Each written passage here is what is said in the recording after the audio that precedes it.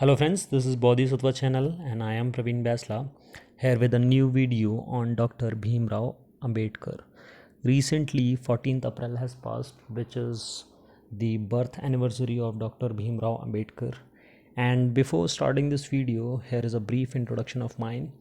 And I wanted to convey you all that we have started a weekly current affair series of videos in which we will cover the topics that are relevant with the public services exam appearing in different newspapers. And out of those weekly topics, the topics that need to be covered thoroughly, we will cover them in different separate videos. And in the league of those separate videos, this is our first video covering the article from the Hindu newspaper which reads Ambedkar and Pune Pact. So in this video we're gonna see that what is this Pune Pact is all about and what are the facts regarding Dr. Bhimrao Ambedkar which are important to the exam. So starting our video, that exam related fact file regarding the Bhimrao Ambedkar. As we all know that he was a lawyer by profession and he was a social reformer also, who advocated the right of the depressed class and also the right of the women. He was born in Mahu, that is in Madhya Pradesh, in 1891. And the first satyagraha, the first movement that he led was the Mahad Satyagraha in 1927. Basically इस सत्याग्रह में he led depressed class to assess the public resources of the water which was denied by the upper caste. वहाँ पर उन्होंने जाकर famous छावदार tank में ceremonial water drink किया और जो एसेस करना चाहिए वाटर के लिए जो राइट था उसको रिप्रेजेंट किया. So it was the first movement और the Satyagraha that he led. And the second fact about him was that the first round table conference was convened in London and he participated in all three round conferences. So उन्होंने जो तीनों round table conferences हुई थी उसमें depressed class को क्या किया था, रिप्रेजेंट किया था. And he was one among the person who have attended all the three RTCs, that is round table conference. Begum Jahanara Shahnawaz, N M. Joshi and Tej Bahadur Sapru जो थे, ये और तीन लोग थे जिन्होंने तीनों राउंड टेबल कॉन्फ्रेंस क्या करी थी, अटेंड करी थी. I repeat, Begum Jahanara Shahnawaz, N M. Joshi and Tej Bahadur Sapru. फिर 1932 में इन्होंने गांधी जी के साथ जो था वो पूना पैक्ट किया था. We will see this letter in video. And in July 1942, Ambedkar was also appointed to the member of the Executive Council of Viceroy as a Labour member. But later उन्होंने उसमें से resign कर दिया था 1946 में. Here I wanted to add also a single point, that is कि ये जो आपका महद सत्याग्रह ये जो हुआ था, it was carried out on 20th March in 1927, and this 20th March is celebrated as or observed as Social Empowerment Day in India.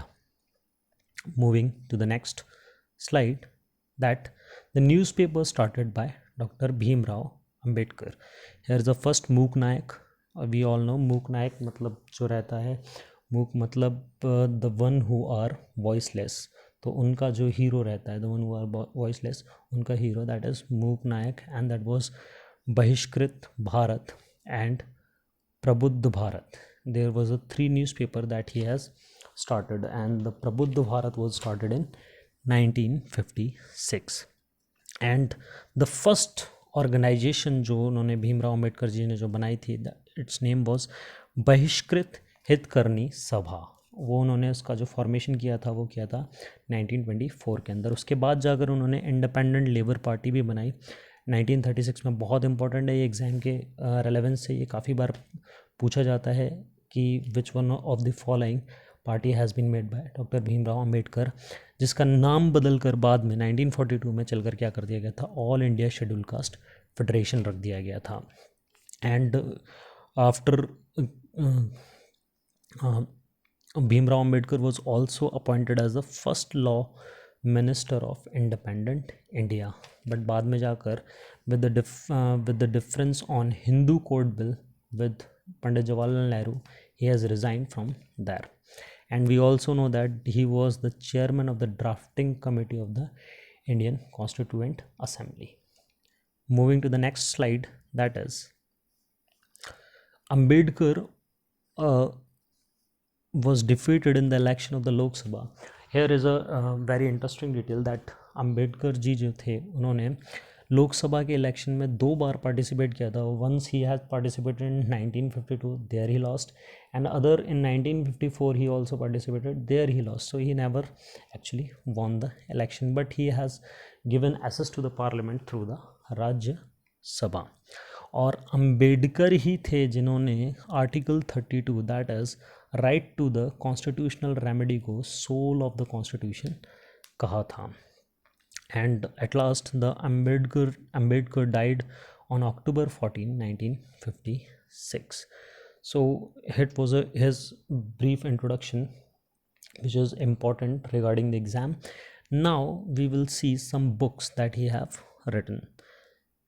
There is this first book that is Untouchable, Buddha and His Dhamma, Emancipation of Untouchables, The Evolution of the Provincial Finance in the British India, Pakistan or Partition of India, Thoughts on Linguistic States. And here I wanted to convey you all that also that Bhimrao Ambedkar was also in the support of constituting states on the basis of the language. States का जो formation होना चाहिए वो linguistic base पर होना चाहिए. ये भीमराव अंबेडकर ने क्या किया था, सपोर्ट किया था. Moving to the next slide that is our Pune pact. क्या था ये एक्चुअल में पुणे पैक्ट? तो उससे पहले हमें समझना पड़ेगा what was this communal award. Communal award was announced by the British prime minister Ramsay McDonnell on August 16, 1932. अगस्त 16, 1932 में जो था, उस टाइम के जो ब्रिटिश प्राइम मिनिस्टर थे रामसे मैकडोनल, उन्होंने कम्युनल अवार्ड क्या किए, अनाउंस किए. और इन कम्युनल अवार्ड के अंदर व्यवस्था करी गई कि डिप्रेस्ड क्लास को भी क्या दिया जाएगा, सेपरेट इलेक्टोरल दिया जाएगा.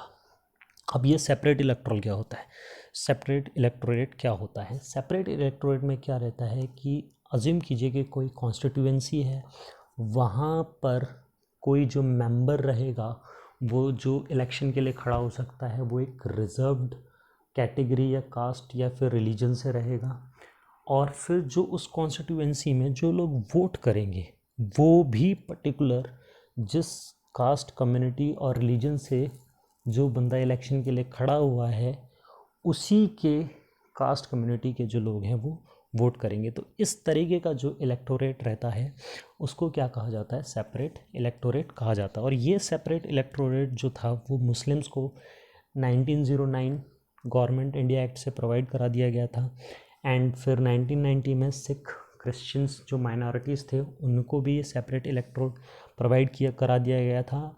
अब सेकंड राउंड टेबल कॉन्फ्रेंस के बाद ही ये काफ़ी ज़्यादा जो था डिप्रेस्ड क्लास के लिए सेपरेट इलेक्टोरल की जो मांग थी वो काफ़ी ज़्यादा क्या हो गई थी, एनहेंस्ड हो गई थी. तो उस टाइम के जो ब्रिटिश प्राइम मिनिस्टर थे रामसे मैकडोनल, उन्होंने सेपरेट इलेक्टोरल डिक्लेयर कर दिया था. किसके लिए, डिप्रेस्ड क्लास के लिए थे. और इसमें अब देखते हैं कि डॉक्टर भीमराव अंबेडकर थे, उन्होंने इस चीज़ को सपोर्ट किया. But there were 2 stakeholders also. One was the Congress. तो Congress neither accepted nor rejected it. ना तो कांग्रेस ने एक्सेप्ट किया और ना ही रिजेक्ट किया. लेकिन महात्मा गांधी जो थे वो इसके पूर्ण रूप से खिलाफ थे. He was against this communal award. और उन्होंने बताया कि it is the attack on the Indian unity and the nationalism.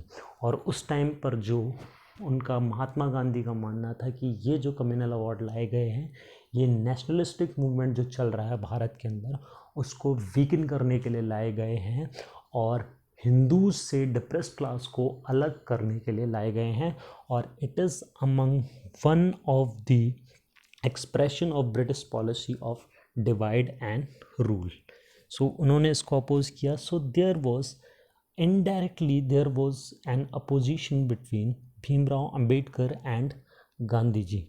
Gandhi ji इसके बाद जो है वो इंडेफिनेट फास्ट पर चले जाते हैं कि इस कम्युनल अवार्ड को वापस लिया जाए, पर टेंशन थोड़ा सा रिजॉल्व किया जाता है और बाद में इस सिचुएशन को रिजॉल्व करने के लिए क्या किया जाता है, पूना पैक्ट साइन किया जाता है. अब इस पूना पैक्ट जो साइन किया जाएगा ये किया जाएगा डॉक्टर भीमराव अंबेडकर और गांधी जी की तरफ से जो रिप्रेजेंटेटिव रहेंगे that is he is going to be the Madan Mohan Malaviya. और यारवेड़ा जेल जो है आपका पुणे में, उसमें ये साइन किया जाता है. एंड देयर आफ्टर जो है पूना पैक्ट, और इस पूना पैक्ट के अंदर में क्या कहा जाता है, इसमें जो सेपरेट इलेक्टोरल की जो डिमांड रहती है, सेपरेट इलेक्टोरल की जो डिमांड रहती है उसको क्या कर दिया जाता है, डिप्रेस्ड क्लास के लिए जो रहती है उसको ड्रॉप कर दिया जाता है. But seat reserved for the depressed class were increase from 71 to 147 in provincial legislature. Provincial legislature में जो सीट रिजर्व रहती हैं डिप्रेस्ड क्लास के लिए वो 71 से 147 कर दी जाती हैं और सेंट्रल लेजिस्लेटिव असेंबली में 18% से सीट्स को क्या कर दिया जाता है, बढ़ा दिया जाता है. एंड और इसके बाद जो था पूना पैक्ट उसको एक्सेप्ट कर लिया जाता है गवर्नमेंट द्वारा भी. So this was our video and thank you very much. और अगर आपको ये वीडियो पसंद आया तो प्लीज़ हमारे चैनल को सब्सक्राइब कीजिए, बेल आइकन को दबाइए, लाइक कीजिए, कमेंट कीजिए, हमें फॉलो कीजिए इंस्टाग्राम पर भी, और आप हमें ज्वाइन कर सकते हैं टेलीग्राम पर जो यहाँ पर लिंक प्रोवाइडेड है. Thank you very much.